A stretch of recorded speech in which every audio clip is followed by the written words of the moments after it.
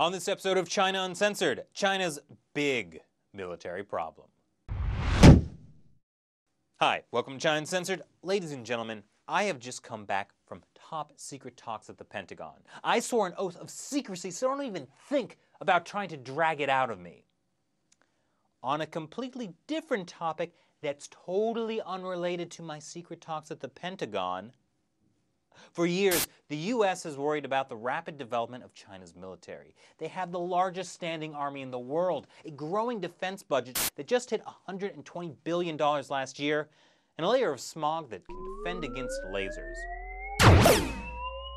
Meanwhile, the U.S. Defense Secretary wants to shrink the U.S. Army to pre-World War II levels, and Congress has agreed to a military budget of just under $500 billion. That's not even more than the next 13 countries combined anymore.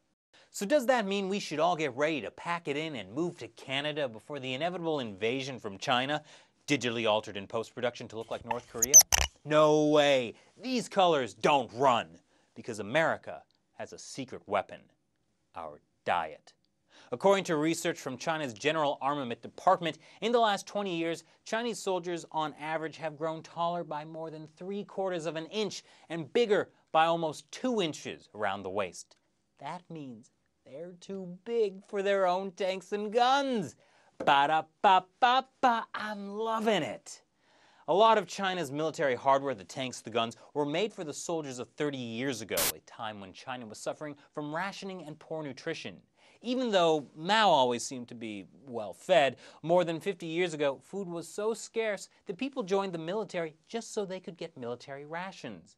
That proved to be a key factor in Chinese strategy during the Korean War. Even though the Chinese military wasn't as well equipped as the U.S. had one fatal weakness Chinese troops were able to exploit. U.S. troops could only fire so many bullets at a time. By sending wave after wave of their own men, the PLA were able to counter the American forces, resulting in a victorious military stalemate between North and South Korea that endures to this day, and only cost about 600,000 Chinese soldiers their lives.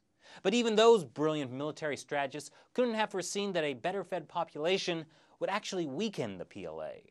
And so, even though China has seen double-digit growth in military spending, some of that is just going into reconfiguring existing gear so soldiers can actually fit in it. So, what do you think about the U.S.'s new weaponized McDonaldization?